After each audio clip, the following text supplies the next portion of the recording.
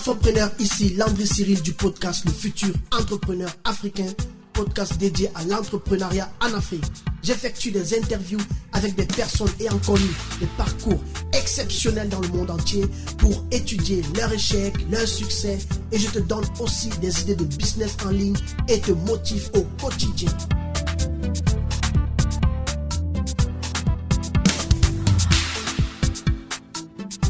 Bienvenue sur le podcast par excellence des Afropreneurs du monde entier, le futur entrepreneur africain.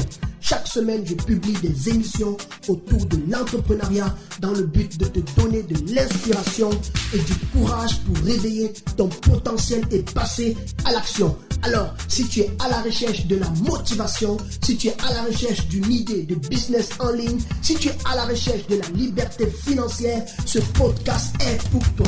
Alors, abonne-toi et partage cette chaîne pour ne rater aucun épisode autour de l'entrepreneuriat en Afrique.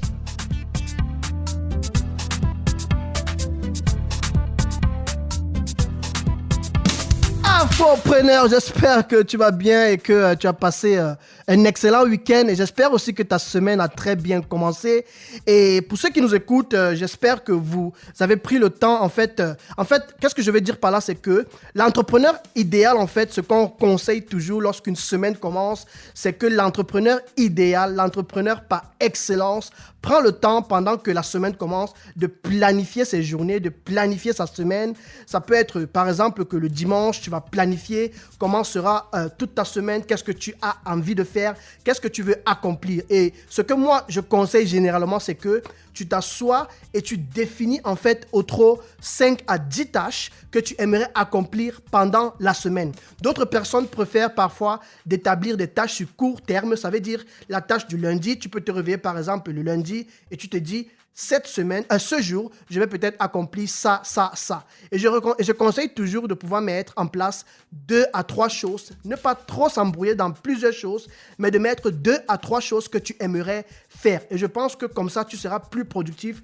Et ça, c'est un truc que j'ai eu à voir dans la vie de plusieurs entrepreneurs que je connais, des livres écrits par des entrepreneurs que je connais. Et franchement, ça a marché dans ma vie. Ça m'a aidé à être plus productif dans mes objectifs. Alors, si tu ne l'as pas encore fait, il ne se fait pas tard. Nous sommes lundi. Après cette émission, ou bien quand tu suivras en fait cette émission, même si tu le suis mardi ou même si tu le suis le week-end, prends le temps de t'asseoir et prends le temps d'établir toujours ton programme à l'avance pour la semaine qui suit. Alors, aujourd'hui, j'ai le privilège, nous allons continuer en fait avec notre série d'interviews, et j'ai le privilège d'accueillir aujourd'hui en fait une jeune femme entrepreneur. Elle n'a pas voulu que je prononce le mot entrepreneur, mais que je sois plutôt dans l'optique aspirante à l'entrepreneuriat ou aspirante entrepreneur. Mais pour moi, je trouve qu'elle a réalisé beaucoup de choses qui vont certainement inspirer tous ceux qui nous suivent. Elle s'appelle Indira, elle a 24 ans, elle fait un master en France en RSE, qui est responsabilité sociale des entreprises et développement durable. Elle a obtenu son baccalauréat en Belgique. Elle est originaire en fait de la Guadeloupe, où elle a passé sa vie, où elle est née, où elle a passé son enfance, avant de faire le lycée en fait. Du côté, elle a une partie de son école en fait en Guadeloupe, et elle a obtenu son baccalauréat en fait en Belgique avant de venir continuer ses études en France. Donc, elle est vraiment passionnée par l'entrepreneuriat, mais particulièrement par le désir, le fardeau de voir en fait la communauté africaine se lancer dans l'entrepreneuriat. Un autre de ses fardeaux est aussi de valoriser en fait les ressources de la communauté afro. Elle va d'ailleurs te parler en fait de plusieurs choses dans lesquelles elle est en train de travailler, des produits avec, je sais pas trop, elle fait dans le cosmétique par exemple, et elle a des produits en fait qui sont faits à la base des ressources en fait africaines. Et j'ai trouvé cela très intéressant, j'ai trouvé tout ce qu'elle fait intéressant, et je me suis dit waouh, je dois à tout prix interviewer cette dame. Et je suis convaincu parce qu'on a souvent l'habitude d'entendre parler des entrepreneurs, je ne sais pas trop, du Cameroun, du Nigeria, du Togo. Mais venant franchement de la Guadeloupe, pour moi, je pense que ça va apporter encore un autre goût en fait à ce podcast. Et c'est simplement pour vous montrer en fait que nous devons nous lancer, nous devons nous lever, nous devons en fait croire en notre continent et nous devons entreprendre dans le sens de développer l'Afrique. Alors, si tu es prêt, on va dire que c'est parti pour le podcast. Alors, bonjour Indira ou bonsoir, comment est-ce que tu vas? Ça va très bien, Landry. Bonjour à tous. Merci de m'avoir invité pour cette interview et j'ai vraiment hâte qu'on puisse lancer cette discussion qui, j'en suis sûre, pourra inspirer beaucoup de gens de la communauté. Ouais, en tout cas, j'espère que j'ai souvent l'habitude de poser cette question à tous ceux que j'interviewe ici, à savoir s'ils sont en forme, s'ils sont prêts à booster, s'ils sont prêts en fait à apporter leur contribution. En fait, est-ce que tu es prête? Est-ce que tu es vraiment prête? Est-ce que tu es motivée à vraiment booster tous ceux qui nous suivent? Plus prête que jamais, vraiment. Parce que je sais que là, c'est le moment où il faut se réveiller. On est en train de tourner cette interview au moment du confinement. Oui. Et justement, les gens de la communauté ont le temps de réfléchir et d'entreprendre pour poser des actions réelles qui pourront faire un changement, en fait. Effectivement. Et pour pouvoir changer la vie et changer l'avenir de notre continent. Donc, plus prête que jamais. Wow. On fire, on fire. Ça, c'est très bien ça. Ah oui. OK. En tout cas, j'aimerais... is on fire. Super. En fait, j'aimerais qu'on commence par le début des choses. Tu sais, il y a plusieurs personnes qui nous suivent et j'aimerais juste que tu prennes le temps en fait de te présenter en quelques mots. C'est vrai que j'ai déjà dit plusieurs choses, mais peut-être de parler un peu de ton parcours, d'aller peut-être, si tu veux, en détail, de parler de ton parcours scolaire, d'où tu viens, comment est-ce que tu te retrouves en fait en France. Est-ce qu'il y a d'autres motivations aussi? Parce que j'avais eu à avoir une dame qui venait du Congo, que j'ai beaucoup appréciée. Elle s'appelait Bettina. Et Bettina, par exemple, elle a quitté le Congo parce que dans le pays, il y avait en fait de la guerre. Et elle a dû quitter, elle a dû laisser sa famille. Elle est venue toute seule, elle a retrouvé sa sœur. Et elle a dû se battre avec sa sœur pour pouvoir créer son chemin, en fait, tu vois. Et je trouve toujours ce genre de parcours très intéressant. Et ça va vraiment plaire à tous ceux qui nous suivent, surtout ceux de la diaspora, ceux qui sont à l'étranger, mais bien aussi ceux qui sont en Afrique, de pouvoir, en fait, comprendre ton parcours et peut-être et certainement de s'identifier au travers de ton parcours. D'accord. Alors, moi, du coup, je m'appelle Indira, j'ai 24 ans. Oui. Et comme tu l'as bien dit, je suis née en Guadeloupe. Oui. Du coup, parce que je suis guadeloupéenne du côté de ma mère, mais guyanaise du côté de mon père. Okay. Et du coup, j'ai grandi en Guyane jusqu'à mes 11 ans. Donc, j'ai eu bien le temps d'avoir la culture locale et de pouvoir me sentir véritablement antillaise, même si maintenant, je me considère plus comme juste afro, parce que j'ai autant d'attachement pour l'Afrique que pour les Antilles. Wow. Et suite à ça, vraiment, je suis partie à Madagascar parce que ma mère est expatriée. Donc, elle avait eu un contrat à l'étranger, ce qui m'a permis de découvrir une autre culture parce que Madagascar, au final, c'est aussi un petit bout de l'Afrique qui est dans l'océan Indien. Oui. Et vraiment, ça m'a permis d'avoir un premier choc aussi, qui est celui de la rencontre avec la pauvreté, que j'avais jamais eu l'occasion de constater autour de moi quand j'avais grandi en Guyane.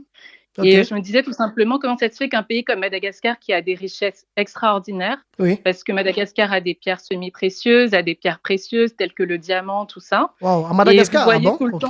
Ouais, Madagascar a énormément de pierres. Et justement, je voyais quand j'allais à Paris que les gens, ils avaient des bijoux en diamant ou avec des tourmalines, des améthystes, toutes ces pierres qui viennent de Madagascar, qui vendaient à des sommes faramineuses. Et au final, la population vivait avec une pauvreté, mais extrême.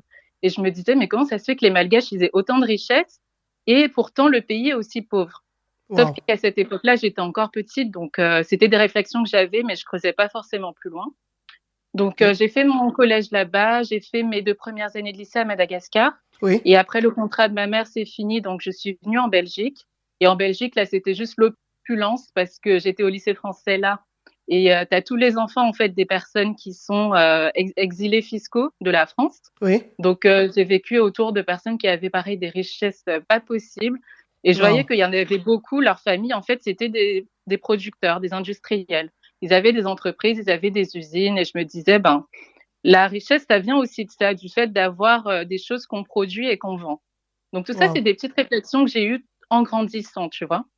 Et après, quand il était venu le temps de choisir ce que je devais faire de ma vie, je me suis dirigée vers la mode parce que c'est un secteur que j'ai toujours aimé et que j'ai toujours été fascinée par les marques de luxe, etc.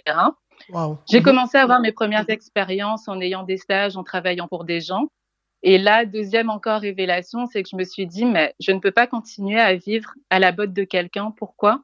Parce qu'avec les stages, en fait, je passais toutes mes vacances d'été à travailler pour des personnes et je profitais pas de ma vie, tout simplement. Et je me suis dit, mais si là, en ayant 19 ans, 20 ans, je sacrifie tout du temps et ça me paraît déjà lourd, passer toute ma vie à sacrifier mon temps pour quelqu'un, ce sera pas possible. Donc, clairement, je me suis dit que le salariat, c'était plus une possibilité et j'ai commencé à m'intéresser à l'entrepreneuriat. Wow. Donc, étant étudiante, je me suis dit que j'allais pas me lancer tout de suite dans des grandes entreprises, etc. Donc, qu'est-ce que j'avais commencé à faire? C'était à créer un compte Instagram parce qu'à cette époque-là, Instagram commençait à monter, les réseaux sociaux, etc. C'était en quelle année, comme ça, à peu près? C'était en 2015, 2014-2015. Ouais. Wow. Instagram commençait à monter. Je voyais des gens qui étaient des influenceurs, même si je crois qu'ils n'avaient pas encore ce nom à cette époque-là. Oui. Et je me suis dit, mais pourquoi pas moi? Parce qu'au final, je savais que le fait d'être connue, ça pouvait aider après, plus tard, si je voulais lancer un business, j'aurais une renommée et ça pourrait peut-être servir à quelque chose. Donc, j'ai commencé avec ça. Et à l'époque, j'avais un Instagram qui s'appelait Conifit. Conifit pour Connie, qui est mon deuxième prénom et qui est toujours le nom de mon compte Instagram actuel, et Fit pour Fitness. Et sur cet Instagram, en fait, je partageais mes exercices, les alimentations que je fais, enfin mon régime alimentaire que j'avais pour avoir en fait encore bien, quoi, être en bonne santé, manger sain, etc. Et grâce à ce petit compte Instagram, j'avais réussi à accumuler une communauté de plusieurs milliers d'abonnés en fait, qui me suivaient tous les jours. Wow. Et ça, c'est un peu mon premier pas dans l'entrepreneuriat, on peut dire, puisque maintenant, les influenceurs, ce sont des entrepreneurs aussi. Ouais. Et malheureusement, j'ai arrêté ça par flemme, tout simplement, hein, ou par manque de persévérance. OK. Mais je pense qu'on avait eu à causer et tu m'as fait comprendre que, en fait, tu as pu, au travers de ce compte, développer une grande communauté, en fait. Oui, c'est ça. Je crois que tu as même aussi débuté sur YouTube et tu as vraiment eu le temps de développer une grande communauté, quoi, en fait. Et en fait, j'aimerais seulement comprendre ce qui t'a poussé, en fait, à tout lâcher, à tout abandonner, parce que je pense quand même qu'en 2015, c'est vrai que c'était vraiment le début des mots comme être influenceur, se lancer et tout ça là. Mais comment est-ce que tu as juste décidé de tout abandonner du jour au lendemain, en fait? Je pense que j'étais jeune et je ne me rendais pas compte de l'importance que ça aurait eu plus tard, en fait. Parce qu'à un moment, je l'ai regretté. Oui, je me suis dit que si j'avais continué avec cette chaîne, j'aurais pu accomplir beaucoup plus maintenant. Mais je pense que je ne me rendais juste pas compte parce que j'étais peut-être trop jeune. OK. Wow. Et comment est-ce que tu viens donc à pouvoir te relancer? Quelle est l'essence en fait qui s'imprègne en fait de nouveau en toi pour te permettre de redémarrer comme tu le fais si bien depuis un bout? Bah justement, je pense que j'ai connecté un peu tous les points de tout ce que j'avais déjà eu comme révélation avant, dans le sens que je me disais que je ne peux pas continuer à être salariée toute ma vie, ça c'est clair. Ouais. Et après, tout simplement, j'ai commencé aussi à m'intéresser à mes racines parce qu'en étant antillaise, je sais que je suis venue là à cause de l'esclavage, mais que du coup, la terre-mère, en quelque sorte, c'est l'Afrique. Oui. Et je me disais qu'il fallait que j'ai juste commencé à m'intéresser à l'Afrique et encore une fois être confrontée à la pauvreté telle que je la voyais à Madagascar. Et je me suis rendu compte qu'une des raisons de la pauvreté du continent, c'était tout simplement la même chose que Mada, c'est qu'ils avaient des matières premières mais qu'ils n'exploitaient pas, qu'ils ne transformaient pas. Et c'était toujours les étrangers qui venaient pour les récupérer et qui se faisaient des fortunes pas possibles, comme les pères des personnes que j'avais à côté de moi en Belgique, qui avaient des industries, qui prenaient les ressources chez nous, mais nous, on n'en profitait pas, en fait, tout simplement. Et pareil, je suis intéressée par tout ce qui est cosmétique naturel et je voyais que dans la plupart des crèmes qu'on vend en parapharmacie, telles que Lipicard, Uriage, tout ce que vous voulez, il y a du beurre de karité dedans, à chaque fois. Et pourtant, le beurre de karité vient d'Afrique, mais est-ce que nous, on a même une industrie qui produit des crèmes qui sont vendues dans le monde entier grâce à nos matières premières? Non. Et en fait, je pense que j'ai eu cette révélation d'un côté que l'Afrique a des richesses que tout le monde exploite, mais elle ne s'enrichit pas à cause de ça. Et à cause de ça, on reste toujours un peu la risée du monde entier. Ouais. Et d'un autre côté, que moi aussi, personnellement, j'ai envie d'être entrepreneur. Et en imbriquant les deux, la seule solution, c'était d'entreprendre, mais entreprendre en valorisant les choses du continent africain, tout simplement. Wow. Et je sais que, du coup, c'est un peu ma mission de vie. j'ai besoin, au travers de l'entrepreneuriat, de valoriser le continent africain. Je suis convaincue que l'entrepreneuriat, c'est ce qui permettra à l'Afrique de se sortir de tous les maux qu'elle connaît actuellement. Wow. Et tu as beaucoup insisté, en fait, dans notre échange sur le besoin, en fait, pour nous, les afropreneurs, pour nous, la communauté afro, de beaucoup s'impliquer dans le fait en fait, de plus produire que de consommer. Est-ce que tu peux essayer en quelques mots juste de me dire en fait ce que tu voulais comprendre par là, parce que on a eu à discuter et tu as fait ce constat-là dans notre petite discussion qu'on a eue avant ce podcast et j'ai trouvé cela très intéressant. En fait, tu as trouvé en cela un problème que nous devons plus produire, nous devons plus en fait nous impliquer dans la production grâce à nos ressources que de juste toujours consommer, ou en fait de laisser les autres consommer en fait nos choses. Exactement, oui.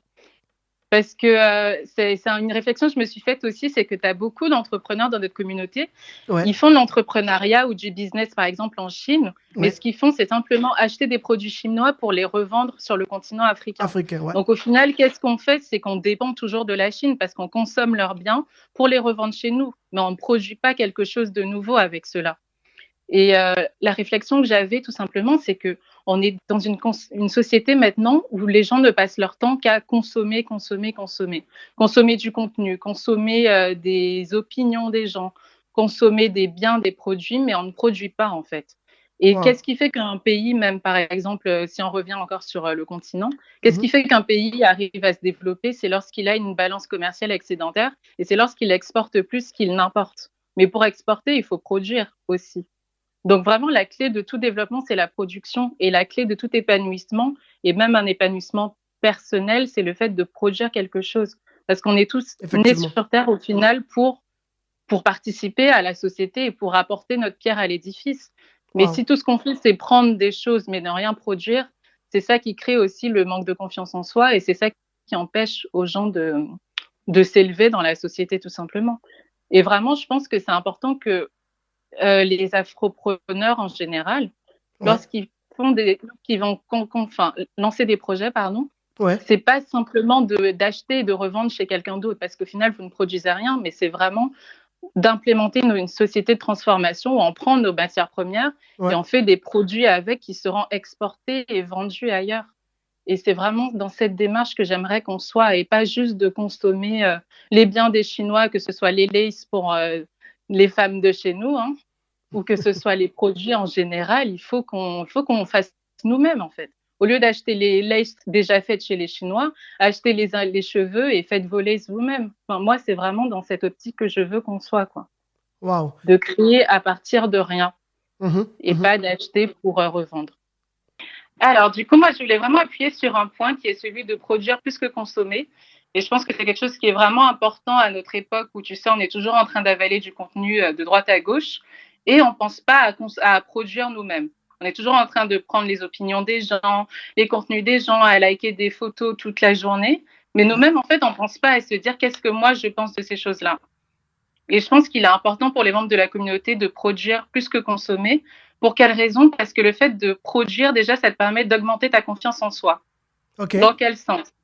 Quand toi, tu es là, tu es en train de regarder tout le temps des gens qui font leur vie, qui sont en train de te montrer leur vie parfaite, les produits qu'ils ont fait, les beaux posts qu'ils font, tous les beaux montages que tu fais sur le futur entrepreneur africain, tu sais.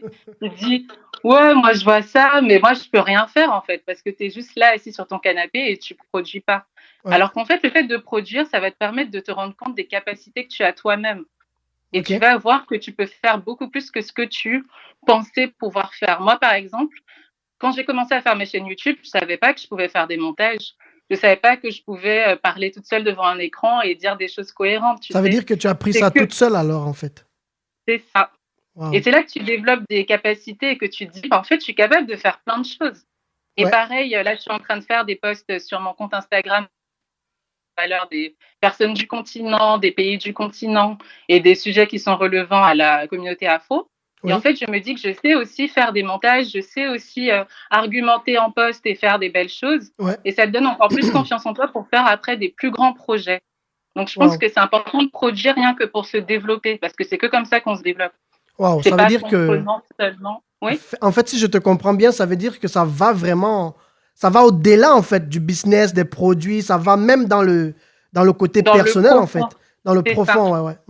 Parce qu'on Wow. a été créé pour produire. On n'est pas là sur Terre juste pour consommer et prendre tout ce qu'on nous donne, en fait. Ouais. Chacun a quelque chose à apporter au monde. Et c'est qu'en produisant aussi que tu vas apporter une valeur ajoutée. Ouais. Parce qu'au final, quand tu consommes, qu'est-ce que tu fais? Tu vas donner un like à quelqu'un. Oui. Tu vas donner ton argent à quelqu'un. Sauf que ton like ou ton argent, il n'est pas personnalisé par rapport à toi, dans le sens où un like, c'est un like, ou une pièce de monnaie, c'est une pièce de monnaie. Mais ce que toi, tu vas produire, ce sera quelque chose qui sera vraiment propre à toi-même, en fait. Ouais. Quand tu produis un produit, c'est ton identité, c'est ta personnalité qu'il y a dedans, c'est tes réflexions qu'il y a dedans, c'est quelque Oui. chose d'unique à toi. Un contenu, pareil, c'est tes idées, c'est tes réflexions, c'est quelque chose qui est vraiment propre à toi. Et Ouais. c'est qu'en produisant que tu peux avoir un impact sur le monde. Il n'y a personne qui a consommé qui a eu un impact. C'est toujours des gens qui ont produit, qui avaient leurs idées, leurs produits, leur contenu, leurs réflexions, tu vois. Wow. Et C'est je pense vrai. qu'il est Wow. important que les gens se rendent compte que quand tu ne produis pas, tu n'as pas d'impact et tu n'apportes rien au final. À la communauté, à la terre entière et tout ça, en fait. Exactement. Wow. Et si nous, en étant dans la communauté afro, on se dit qu'on a aussi envie de participer à la croissance du continent, qu'est-ce qui fait qu'un produit avance? C'est lorsque ce pays produit également. Quand tu regardes les balances commerciales des pays, c'est lorsque le pays exporte plus qu'il n'achète, qu'il n'importe, Oui. qu'il a une valeur augmentée. C'est clair. Et les personnes qui produisent, c'est qui aussi? C'est les entrepreneurs. C'est clair, c'est clair. Le but Wow. d'un entrepreneur, c'est de produire de la richesse, de produire du contenu, de produire de la valeur ajoutée dans la vie des personnes. Et vraiment, moi, ce que j'ai envie que les gens retiennent de cet échange, c'est qu'il est hyper important de produire pour avoir un impact, pour se développer personnellement et pour apporter quelque chose même au continent africain. Et pour cela, on a besoin d'entrepreneurs. Et c'est génial ce que tu fais sur ta plateforme, justement, parce que ça suscitera de ces personnes qui vont Wow. produire et qui Ouais. vont impacter le monde. Ouais. Oui, en fait, parce que l'idée, en fait, c'est de montrer qu'il y a effectivement des gens qui ne passent juste par le temps à consommer, mais en fait, qui produisent des choses qui ont de la valeur dans le monde. Et je pense que ça permet aussi à plusieurs personnes de se laisser inspirer, en fait, par ces personnes-là. C'est ça. Donc, mais ce que j'aimerais te demander, c'est comment est-ce que... parce que je trouve que c'est peut-être un peu vague, parce qu'il y a par exemple il y a des gens qui vont nous suivre qui ne connaissent rien de tout ce que tu dis. Ils ne connaissent pas ce que c'est que se placer devant une caméra. Avant d'arriver même à se placer devant une caméra, pour quelqu'un qui débute et qui ne connaît rien du tout, quel est le premier conseil que tu vas lui donner en fait? Je ne sais pas trop. Peut-être il n'a forcément pas une idée qui va valoriser, mais il aimerait quand même entreprendre en fait. Qu'est-ce que toi, tu lui conseillerais de faire en premier lieu en fait? Par exemple. Moi, je conseillerais déjà de partager ses idées. Parce que je pense qu'un entrepreneur, c'est aussi quelqu'un qui manifeste ses idées au travers d'un produit, d'un service, d'un contenu. Et que chacun, en fait, on a une voix, on a quelque chose qui nous intéresse, qui nous passionne. Ouais. Et avant même de penser peut-être à l'entrepreneuriat en gros, partage tes idées, partage ce qui te fait vibrer aux autres. Parce que si tu as une passion, si tu as un intérêt, ça peut apporter quelque chose en plus à quelqu'un, en fait. Ouais. Et vraiment, je pense qu'on a chacun une voix et que c'est important qu'on puisse aussi partager ce qu'on a à dire. Parce que ça revient à ce que je disais au début, sur les réseaux sociaux, on consomme toujours les idées des gens, mais il y en a peu qui s'expriment.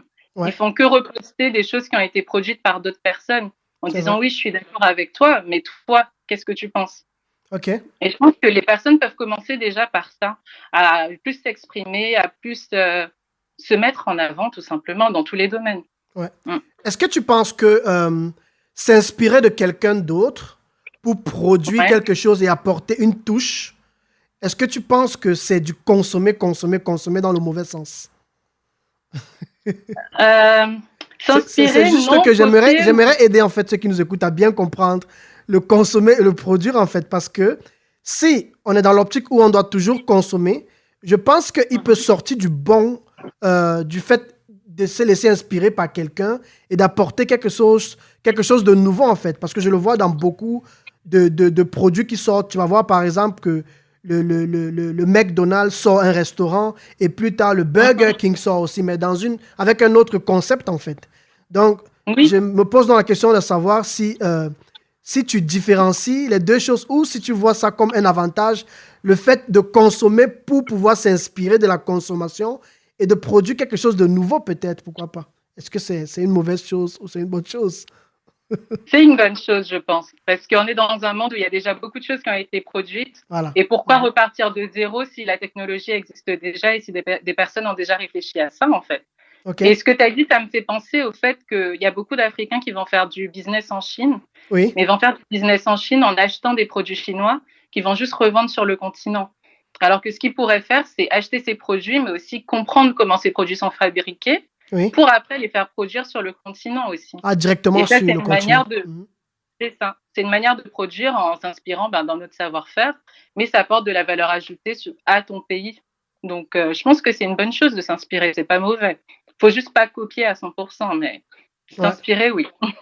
En tout cas, je trouve que c'est important, en fait, de toujours apporter sa propre touche. Parce que moi, par exemple, dans mon parcours, j'ai pu... moi, je me suis inspiré, en fait. Moi, quand j'ai commencé sur Instagram, je ne connaissais pas. J'ai commencé sur Instagram, ça fait pas longtemps. Hein. C'était quand, en novembre l'année passée. Hein. Donc, Ah oui. quand j'ai commencé, je me suis rendu compte que je suis tombé, parce que je voulais entreprendre, j'ai tapé entrepreneur sur Instagram. Je suis tombé sur plusieurs profils d'entrepreneurs américains, français. Et je me suis rendu compte qu'il y avait plusieurs personnes qui postaient des pensées, des paroles de motivation. Mais tout ça, c'était en anglais et ça ne concernait que ceux qui sont connus aux États-Unis, partout. Et je me disais que, waouh, il y en a tellement en Afrique. Pourquoi est-ce qu'on ne parle pas d'eux? On pourrait même commencer par nos stars du football. On peut commencer quelque part, en fait. Tu vois, pour montrer qu'il y a des gens qui ont du succès. Et moi, c'est comme ça que j'ai commencé. Je me suis inspiré d'une idée. Et j'ai juste développé cela. Je me suis dit que wow, on a tellement de stars de football, de sport, dans la musique. On a tellement de personnes qui ont aussi connu des parcours exceptionnels et tout ça. Et c'est ça qui me pousse effectivement c'est ça qui m'a poussé, qui m'a inspiré davantage à aller vers le podcast. Mais j'ai commencé à publier des textes, des textes et des textes. Et au fur et à mesure, je me suis rendu compte que les gens avaient besoin de ce genre de contenu, en fait. Donc, c'est ça. Pour moi, je vois que, comme tu l'as dit, il y a un bon côté dans la consommation, dans le fait de copier, mais de copier sagement en apportant toujours sa propre touche, en fait. C'est ça. Ouais. Apporter son expérience, sa personnalité, ses réalités spécifiques au final. Parce que c'est pareil, le développement du continent africain, on ne peut pas juste copier ce qui se fait ailleurs. Il faut prendre en compte les particularités, les spécificités qui sont propres à notre continent, tout simplement. Ouais. Donc oui, on peut copier, comme tu dis, intelligemment, sagement, pour tirer parti de ce qui a déjà été fait et juste aller plus loin en apportant sa touche. Ouais. Wow. Et dans ton cas, est-ce que tu peux essayer de nous dire ce qui t'a, par exemple, poussé dans le domaine du cosmétique? Est-ce que tu es arrivé à là parce que tu as aussi eu à consommer quelque part? Ou est-ce que tu t'es inspiré par quelqu'un ou cela fait juste partir, en fait, de quelque chose que tu voulais vraiment toi-même accomplir, quoi? Mais ça fait partie de ce que moi-même, j'avais envie de consommer, tout simplement. Ah, d'accord. Aussi dans le sens où je me disais qu'il y avait énormément de produits cosmétiques, comme je te disais, qui étaient zéro déchet aux États-Unis et 100% naturels. Mais en France, le marché était encore très petit. Okay. Donc, qu'est-ce que j'ai fait? C'est que j'ai fait un benchmark. On est obligé de faire ça en marketing pour voir ce qui se fait. Donc, forcément, on s'inspire, c'est obligé. Et je me suis dit, simplement d'apporter une pierre en plus sur le marché français, tout en apportant la touche afro, parce qu'au final, nos matières premières viennent du continent. Du continent. Donc, ouais. Non, ça vient de quelque chose que j'ai consommé et là où j'ai vu qu'il y avait un manque aussi. Waouh, super. En tout cas, merci beaucoup pour ce partage. Et je ne sais pas si tu as une ou deux choses encore à ajouter pour ceux qui nous écoutent. Mais je pense que, en ce qui concerne le fait de produire que de consommer, je pense que ça, c'était vraiment un point important sur lequel il fallait vraiment que tu insistes parce que c'est un problème que nous avons réellement. Tu vas voir qu'on a beaucoup et beaucoup de ressources. C'est vrai que pour certains produits, peut-être on ne va pas dire forcément que nous avons les matières premières, mais je pense que pour la plupart des produits, nous avons quand même les matières premières qu'il faut, les ressources de base qu'il faut pour pouvoir nous-mêmes, en fait, les produire, en fait. Clairement. Non, je pense que c'est vraiment un vrai problème du continent africain, le fait d'importer plus que de produire. Et vraiment, si le peuple et la diaspora en général changent ce mindset de consommateur et devient producteur, c'est tout le continent, en fait, qui va pouvoir s'élever. Wow. Et ça va créer beaucoup d'entrepreneurs aussi, parce que quand on commence à produire, on a envie d'aller plus loin après, tout simplement. C'est clair. Moi, c'est ce que j'ai commencé à faire. Au début, on s'inspire tous des citations de personnes, de vie d'autres personnes, mais après, quand nous-mêmes on produit, on a notre touche personnelle, et c'est là qu'on apporte un vrai shift dans le monde. Et moi, j'encourage vraiment aux gens à produire, parce que c'est comme ça que vous allez changer la donne. Et c'est comme ça que vous allez impacter des vies. C'est pas en consommant. Wow, super. Et en fait, quelle est en fait ta stratégie dans ce sens-là? Parce que là, c'est vrai que c'est un fardeau que tu as, mais jusqu'à présent, ou bien pour cette année, ou bien pour les, je ne sais pas trop, les 10 prochaines années qui suivent, ou les 5 prochaines années qui suivent, quelle est ta stratégie, en fait, pour toi, afin d'apporter ta propre contribution à cela au travers de ton activité? C'est vrai que je sais que tu fais dans le cosmétique avec les choses comme le beurre de karité. Est-ce que tu peux essayer de nous parler un peu de ça en détail? Et comment est-ce que tu fais? Parce que toi, tu vis en France et les ressources sont en Afrique. Comment est-ce que tu as prévu? Tu as prévu faire des va-et-vient, de voyager, d'aller. Quelle est ta stratégie? Peut-être ceux qui aimeraient, peut-être certaines personnes vont s'identifier au travers de ce que tu dis et vont peut-être se laisser inspirer par ta stratégie, en fait. Alors, la stratégie que j'aimerais mettre en place, je dis bien j'aimerais parce qu'il faut encore que je la creuse.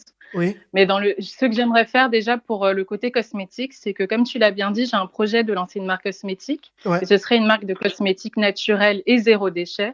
Zéro déchet, c'est quoi en fait? Ce sont des cosmétiques qui n'ont pas d'emballage et qui n'utilisent pas de plastique. Wow. Parce qu'on sait que comme moi, je fais des études en développement durable, j'ai un peu une sensibilité écologique. Et en 2050, il est prévu qu'il y aura plus de plastique que de poissons dans l'océan. Wow. En général, 2050. on a vraiment une vraie problématique avec le plastique. On ne peut plus continuer à l'utiliser comme on le faisait jusqu'à présent, en fait. Wow. Donc, vraiment, j'aimerais accompagner ce changement en faisant une marque de cosmétiques qui n'utilise pas d'emballage en plastique et plutôt justement du bois ou du carton, des choses qui sont plus biodégradables ou recyclables. Ouais. Et au travers de cette marque, j'aimerais d'abord commencer avec des produits avec du karité, de l'huile de baobab, de l'huile de nem, des produits vraiment locaux. Ouais. Et l'idéal, ce serait pour moi d'avoir une coopérative où des femmes récolteraient le karité et récolteraient toutes les ressources naturelles dont on aurait besoin, mais qui aurait à côté une industrie avec une usine de transformation qui transformerait les produits sur place, en fait. Et les produits seraient vraiment produits en Afrique et ensuite exportés en Europe. Wow. Mais je n'ai pas envie de reproduire le schéma qui se fait actuellement par toutes les marques occidentales, qui est juste de prendre le karité en Afrique et de faire la transformation en Europe, parce qu'au final, il n'y a pas de valeur ajoutée sur place, et c'est ça qui fait que le peuple reste dans la misère. Wow. Donc, niveau cosmétique, ce serait ça la stratégie. Wow. Donc, l'idée, en fait, c'est vraiment de t'impliquer, en fait, d'apporter cette valeur en plus, dans le sens où ce ne sera pas forcément prendre la ressource et l'amener à l'étranger, mais de carrément produire sur place pour ne serait-ce que peut-être offrir de l'emploi aux gens ou je ne sais pas trop valoriser en fait le fait que ça vient de l'Afrique et c'est fait en Afrique. C'est made in Africa en fait, 100%. 100%. Et surtout là, tu as parlé de la problématique de l'emploi.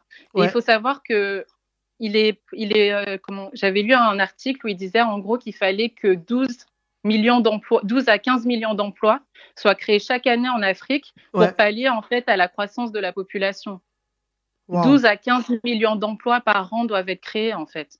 Si on ne veut pas que la population qui sera à 2,5 milliards en 2050 soit le double de ce qu'il y a actuellement, soit dans la misère.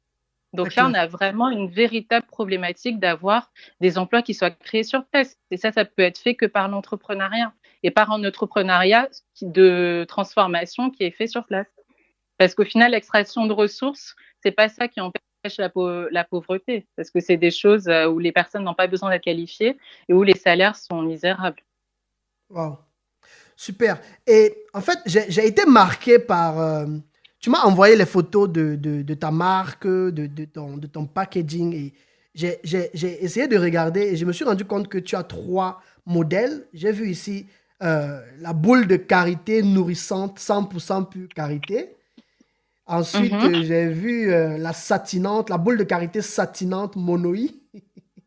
Oui, avec des paillettes. Ok. Et la 3e a une couleur façon bleue. La boule de karité fraîcheur. Aloe menthe, c'est ça? Exactement. Qu'on pourra appliquer après le soleil et qui aura justement cet effet fraîcheur sur la peau pour faire du bien pendant les périodes chaudes, tout simplement. Parce Wow, que vraiment, on a des trésors sur nos terres, des wow, trésors. Et je me dis, on ne peut pas continuer juste à laisser tout le monde se servir et nous-mêmes, on ne les valorise pas et on ne les met pas en avant. c'est Et comme clair. tu as pu le constater aussi, le packaging, il est vachement africain Oui, aussi. j'ai J'ai vu les pris le motifs, ouais. modèle, Mhm. le motif Bogolan qui est traditionnel Ouais, au continent et voilà. Je sais qu'on wow. a des richesses exceptionnelles et il faut qu'on les valorise. C'est clair, c'est clair, c'est clair. En tout cas, je trouve le concept assez intéressant. Est-ce que ton produit s'adresse en fait juste aux femmes ou c'est franchement, comment dire, c'est mixte en fait, pour hommes et Bah, pour le femmes? karité, c'est mixte, hein, homme ou femme, tout le monde peut se servir avec ça. Waouh, waouh. Et est-ce que tu as déjà eu à entreprendre, tu as déjà eu à mettre certaines actions en place? Tu es allé visiter déjà du karité quelque part dans un pays en Afrique ou tu es en contact avec quelqu'un ou c'est juste J'ai déjà premièrement 2 une idée en fait? fournis Ok, ouais, j'ai déjà 2 fournisseurs, mais ghanéens avec lesquels je suis en contact ok. et en fait, ils attendent juste que je donne le go parce que tout est prêt, en fait, en Waouh, ce qui super. concerne les matières premières. Waouh, waouh.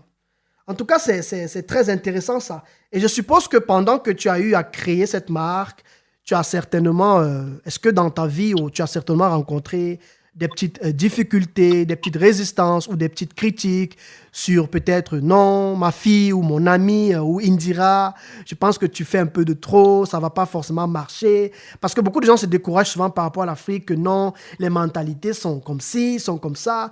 Est-ce que C'est tu as été ça. confronté à ce genre de choses et qu'est-ce qui t'a permis de rester en fait focalisé? Moi, j'ai déjà été confrontée au fait, qu'on ait le doute par rapport au fait que je sois pas africaine et que je sois antillaise. Dans le côté où je ne serais pas légitime de faire ce genre de choses. Ok, Pourquoi waouh. est-ce que toi, en tant qu'antillaise, tu as besoin de valoriser des produits africains alors que tu jamais mis les pieds en Afrique? C'est vrai, je ne suis pas encore allée, mais je compte y aller cette année, si le corona le permet. Et, Tu et je comptes trouve aller que où c'est déjà? Au dommage. Ghana, c'est ça? Au Ghana, au Sénégal, au Togo, j'ai envie de faire vraiment plusieurs pays Ok, à la fin de mes études là. waouh, super. Et j'ai déjà eu ce problème de manque de légitimité, on va dire, et qui est assez partagé, enfin, qui est commun dans notre communauté, dans le sens que si tu es pas d'un pays, en quelque sorte, tu es pas légitime de mettre en avant les produits de ce pays-là. Mais ça, je suis passée outre parce que je crois en ce que j'ai envie de faire et je sais que ça va bénéficier à tout le monde. Ouais, Après, j'ai aussi eu le plus gros problème, je pense que tous les entrepreneurs l'ont, qui est la motivation personnelle, en fait. Même ok. si on a des super idées, même si on croit en son projet, des fois on a des coups de mou, des fois on parle avec d'autres gens qui vont nous dire ah oui mais moi j'ai cette idée mais j'ai laissé tomber ou mais oui j'ai eu cette idée mais c'est compliqué à faire et du coup on peut remettre en question en fait le but de notre projet. Est-ce qu'on a vraiment envie d'y arriver? Est-ce qu'on va y arriver et laisser le temps passer et ne rien faire? Parce que Waouh, pareil, moi, mon projet, ça fait 1 an que je suis dessus et j'aurais pu le finir peut-être en 2 mois si j'étais vraiment hyper focus et si je ne doutais pas, mais en tout cas, là, je suis déterminée, ça c'est clair. waouh, super. Et qu'est-ce qui a produit en fait cette détermination, le fait de te relever? Parce que si tu as été confronté à tellement de résistance sur le plan de la légitimité ou bien sur le plan du découragement, je pense que tu aurais aussi pu décider et dire que bon, j'abandonne en fait. Qu'est-ce qui te pousse vraiment à persévérer en fait dans cet objectif? Bah, c'est les gens justement, en me disant que si vraiment mon projet arrive au bout, ce sont des personnes qui auront du travail et ce sont des personnes pour qui la vie va changer tout simplement. Et au-delà de ça, je sais que ça peut faire un peu grandiose et tout, mais c'est l'image de la communauté africaine qui va aussi s'améliorer dans le sens où il y aura des belles choses, des beaux produits, des belles initiatives qui vont sortir de notre communauté et que ça fera une belle pub pour nous dans le monde entier. Parce qu'on peut voir qu'on n'est pas respecté, mais par tous les peuples. Je Waouh. pense que tu as vu tout ce qui se passe par rapport à la Chine qui expulse les Nigérians Oui, là oui, ça je actuellement. l'ai vu, ouais. Mhm. Et tu as Waouh. l'impression que les peuples du monde entier nous manquent de respect, mais ils nous manquent de respect tout simplement parce qu'on ne produit pas assez. On ne Ouais, produit pas assez, du coup on n'a pas assez d'argent et on est dans un monde où c'est l'argent qui parle et puis c'est aussi simple que ça. ouais. Donc tant qu'on fera rien, tant qu'on n'aura pas des beaux produits et tant qu'on n'aura pas beaucoup d'hommes d'affaires et de gens de puissance dans notre communauté, on ne sera pas respecté. Et je Waouh. pense que réellement, l'entrepreneuriat, ça nous permettra d'imposer ce respect aussi. Waouh, super ça. Et qu'est-ce que tu penses en fait de l'aspect? Parce qu'il y a le côté avoir une idée, le côté mettre l'idée en place, mais nous vivons malheureusement, et surtout en ce temps de confinement, dans une période où on est trop confronté au digital, au fait que tu dois savoir comment présenter ton produit. Quelle est l'importance en fait que tu donnes à ce côté-là du business, à ce côté-là de l'activité par rapport à l'Afrique et par rapport, je sais pas trop, à tous ceux qui nous écoutent, qui aimeraient se lancer dans l'entrepreneuriat?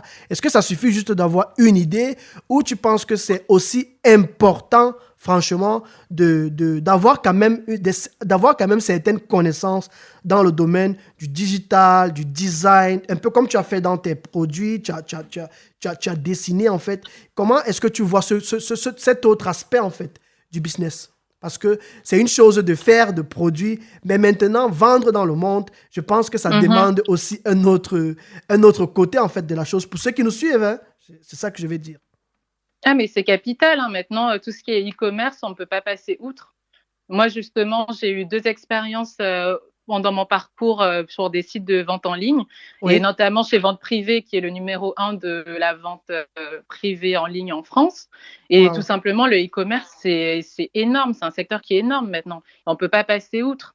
Le fait pour une entreprise de ne pas avoir de présence digitale ou de ne pas avoir de boutique en ligne, pour moi maintenant, c'est juste, une mort assurée, clairement.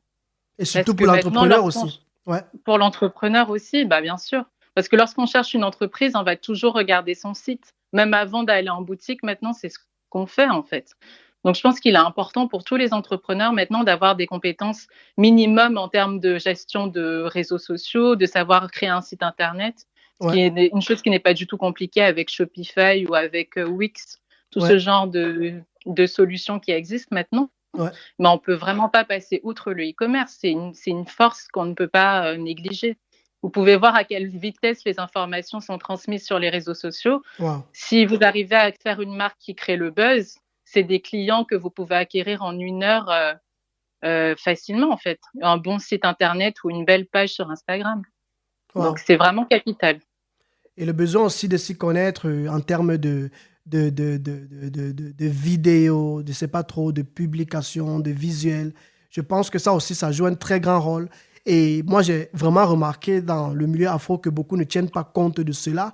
C'est même d'ailleurs ce Mm, qui mm, m'a mm. poussé à aider les gens à faire attention à l'image qu'ils produisent au travers de leur C'est logo, de ça. leur visuel, des couleurs qu'ils emploient. Moi, j'ai par exemple apprécié ce que tu as fait dans les motifs de ton packaging, de ton truc de cosmétique là. Tu as Mm, mm, franchement mm.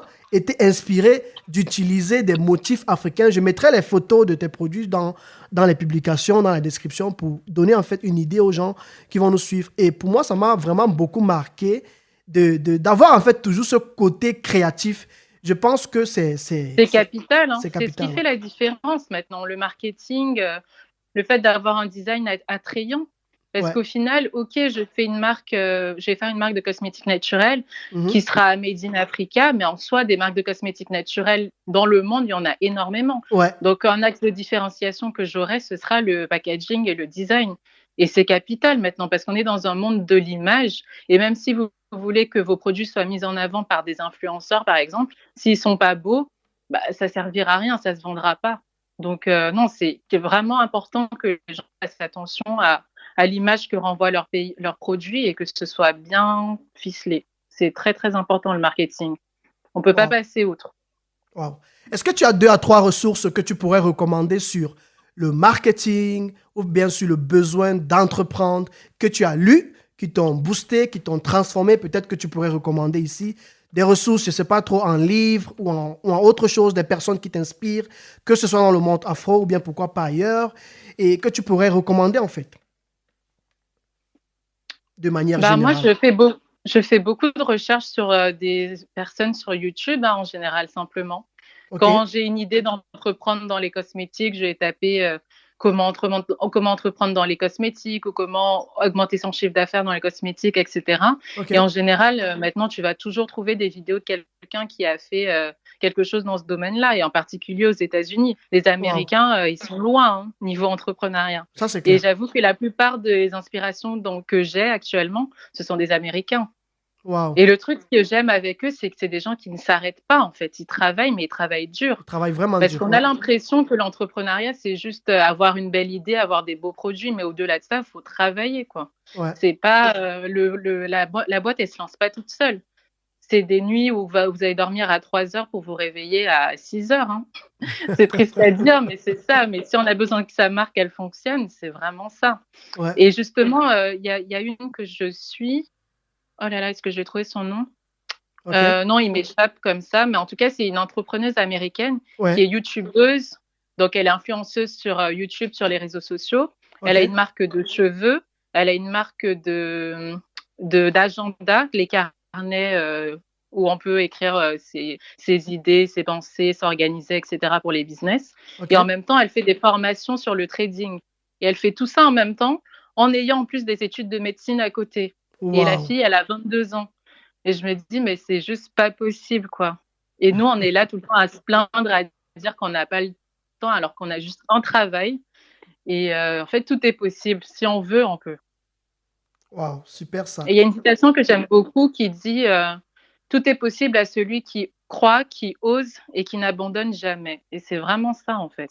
Si tu as un projet, tu y tiens vraiment, tu vas tout faire pour qu'il soit, qu'il se réalise tout simplement. Et les excuses, on n'en a plus besoin en 2020 et surtout pas dans la communauté afro. On s'est assez excusé pendant tant d'années, maintenant il faut qu'on agisse. Super. En tout cas, pour tous ceux qui nous suivent, franchement, je trouve que ce que Indira dit est juste très pertinent. Nous sommes juste fatigués de trouver des excuses pour ne pas nous lancer, de laisser en fait d'autres personnes se servir de nos ressources et de pouvoir en fait réaliser que nous avons des richesses et nous devons simplement valoriser ces richesses-là et développer des stratégies pour valoriser les richesses que nous avons. Et comme elle a si bien dit, tout est possible à celui qui croit, à celui qui travaille, à celui qui met du travail, de la persévérance. Et je t'encourage, à toi qui nous suis, je vous ai fait la présentation d'Indira, elle n'a que 24 ans et je vous assure qu'elle fait déjà des choses assez énormes. Je ne m'imagine pas où elle sera, je ne sais pas trop, dans 5 ans, dans 10 ans. C'est juste pour te dire qu'il n'y a pas d'âge pour se lancer en fait dans l'entrepreneuriat, pour pouvoir entreprendre et mettre des idées que tu as à cœur en place en fait. Il faut juste que tu examines qu'est-ce qui brûle dans ton cœur, qu'est-ce qui te motive véritablement et que tu passes simplement à l'action. Ouais. C'est ça. Et justement, dans ce que tu dis, qu'il y a des choses qui brûlent dans son cœur, je crois vraiment que Dieu ou ce en quoi vous croyez en fonction de vos croyances, tout simplement, la chose qui fait que vous devez faire dans votre vie, c'est la chose qui brûle dans votre cœur, tout simplement. Et il y aura toujours un sujet, en fait, qui va faire en sorte que vous allez être réveillé, qui va vous exciter plus que les autres. Et c'est là-dedans qu'il faut persévérer, c'est là-dedans qu'il faut travailler. Et moi, je sais justement que c'est toujours tout ce qui tourne, en fait, autour de l'entrepreneuriat africain qui me fait brûler, et tout ce qui est le respect, en fait, de l'homme africain. Et c'est pour ça que je vais persévérer là-dedans. Et comme tu dis, dans 5 ans, vous verrez où je serai. En tout cas, on est impatients. Ok. En tout cas, ça m'a fait plaisir d'avoir cet échange avec toi. Je suppose que tu es aussi sur les réseaux sociaux pour ceux qui veulent te chercher, te trouver, voir un peu ce que tu fais. Ou pourquoi pas dans un futur proche. Moi, je connais des gens dans mon pays qui font aussi dans le cosmétique. Peut-être vont vouloir avoir des dames en fait qui vont vouloir chercher à avoir dans un futur peut-être un partenariat avec toi ou bien te proposer aussi des idées. Alors, comment est-ce que ces personnes te trouvent et où est-ce que ces personnes te trouvent et comment est-ce qu'elles entrent en contact avec toi? Alors, vous pouvez rentrer en contact avec moi sur mon Instagram qui est Connie. Okay. Donc, Connie, c'est mon deuxième prénom qui s'écrit Kawnee. Okay. Mais je pense que tu le mettras en description, Landry. Ouais, je le mettrai, ouais. Et avec underscore SBS qui est mon nom de famille. Et j'ai une chaîne YouTube aussi, dans le lien et dans la description, qui s'appelle Connie. Super. Tu es aussi sur Facebook, sur LinkedIn, sur ces autres plateformes? Non. Non, pas encore. D'accord. Instagram, c'est le premier lieu où me trouver. Et j'y suis tout le temps. D'accord, super. Alors, avant qu'on le termine, peut-être tu as un ou deux conseils à donner à tous ceux qui nous suivent, qui, peu importe s'ils hésitent encore ou peut-être ont une idée, que ce soit dans ton domaine ou un autre domaine, de juste donner un ou deux conseils pour motiver ou alors pour réveiller en fait ceux qui dorment de leur sommeil et de leur encourager en fait à passer à l'action. Ouais. Tout ce que j'ai envie de dire, c'est que comme tu l'as si bien dit, il n'y a pas d'âge. Ouais. On a toujours le temps pour entreprendre. Il faut vraiment arrêter de se donner des excuses et se dire que si des gens l'ont fait, si des gens ont réussi à faire des grandes choses dans ce monde, c'est juste parce qu'ils ont travaillé, qu'ils étaient persévérants et qu'ils ont cru en eux. Donc la première des choses, c'est juste de vous dire que croyez en vos rêves, croyez que si vous êtes sur Terre, ça n'est pas pour rien. Si vous avez ce désir d'entreprendre dans un domaine particulier, ça n'est pas pour rien. Et qu'en fait, en mettant votre projet en action, ce ne sera pas que pour vous, mais ce sera des gens en fait que vous allez aider. Et moi, c'est ça qui me motive, c'est de me dire que ce sont des gens qui auront de l'emploi et c'est l'image du continent qui sera valorisée grâce à ce projet entrepreneurial. Donc, lancez-vous parce que vous n'avez absolument rien à perdre, mais tout à gagner à vous lancer. Super, super, super. En tout cas, nous sommes arrivés à la fin de cet épisode et je vous assure que moi, j'ai beaucoup appris de cet échange. J'espère que toi aussi qui m'écoutes, tu as pu apprendre de cet échange. Et comme elle a dit, tu pourras la retrouver sur les réseaux sociaux Indira. Et j'espère que tu pourras en fait lui poser toutes les questions que tu as à cœur. Et nous avons pu apprendre au travers de sa vie qu'il n'y a pas d'âge pour se lancer dans l'entrepreneuriat. Et nous ne devons plus juste continuer à chercher des excuses. Si tu sens dans ton cœur que tu n'es pas satisfait en fait avec ta vie en tant que salariat, alors commence à réfléchir. Commence, même si c'est que tu travailles déjà, on ne te demande pas d'abandonner ton travail, mais commence déjà à réfléchir sur la contribution que tu peux apporter dans ce monde. Parce que tu n'es pas dans ce monde par hasard, tu es là parce que tu as aussi un but. Tu as un but à accomplir, tu as des choses à accomplir. Alors, réveille le potentiel qui est en toi et change ce monde en accomplissant ta destinée. Alors, j'espère que cela t'a beaucoup aidé, que tu as beaucoup appris et je te souhaite un excellent week-end parce que tu suivras ce message le week-end et un très bon début de semaine et on se dit à la prochaine. Ciao les amis. Hey, Afropreneur, avant de partir, j'espère que tu as aimé cet épisode et si c'est le cas, n'oublie pas de m'encourager en t'abonnant à ma page Instagram et Facebook, le futur entrepreneur africain, de le liker, de le partager autour de toi. Reste en forme et on se dit à la prochaine.